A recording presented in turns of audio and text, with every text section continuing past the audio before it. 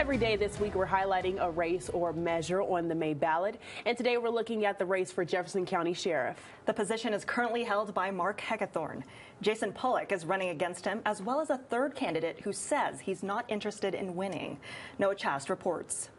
Our skill sets are greatly different, and I think mine are more in line for what Jefferson County needs as their next sheriff. He doesn't really have the experience, the hands-on experience that I have. Mark Heckathorn and Jason Pollock are two of the three candidates on the ballot for Jefferson County Sheriff. When 35-year vet Jim Atkins retired from the position in June, Jefferson County Commissioners unanimously selected Mark Heckathorn as the interim sheriff. Heckathorn is a 23-year Sheriff's Office veteran, and he's served as Patrol Deputy, SRO, Marine Deputy, Patrol Sergeant, Detective, Captain, Jail Commander, and Undersheriff. With an associate's and bachelor's degree in criminal justice, he feels he is the most qualified candidate for the job. And so I've really been preparing my entire career for this opportunity to be sheriff. Jason Pollock is a 19-year vet who's served as Patrol Deputy, Lake and Forest PGE, Search and Rescue Coordinator, Detective for Child Abuse and Sex Crimes, and a supervisor.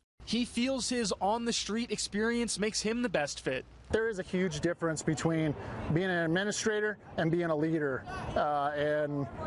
you don't have to be in a position of administration to be a leader. The election has been met with some controversy, as the third candidate on the ballot, Rick DuPont, has shown no real interest in being sheriff. And there's been kind of some speculation that he was kind of put his hat in the ring to maybe split votes or something as kind of a plant. That's silly. Absolutely.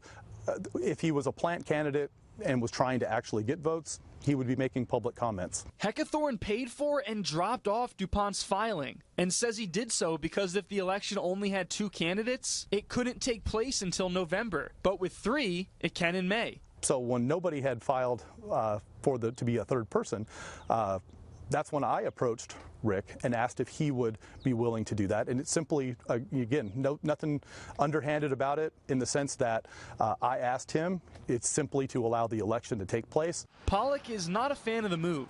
It appears dishonest and unethical, and that's an issue. And I think people see it as dishonest and unethical.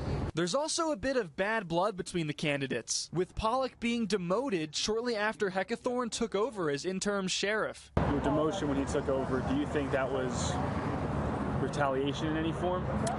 You know, I believe it was retaliation. I think his claim to say that it was not retaliation is not a very good claim. Heckathorn says it was strictly a performance-based demotion. When it comes to those kinds of things, everybody's going to have a perspective if something comes up. Both Heckathorn and Pollock want to keep addressing the drug and alcohol and the mental health crisis they're seeing in Jefferson County. As a street cop, I've seen the impact that certain things can have on families, and I would really like to take a big part of that and try to change it.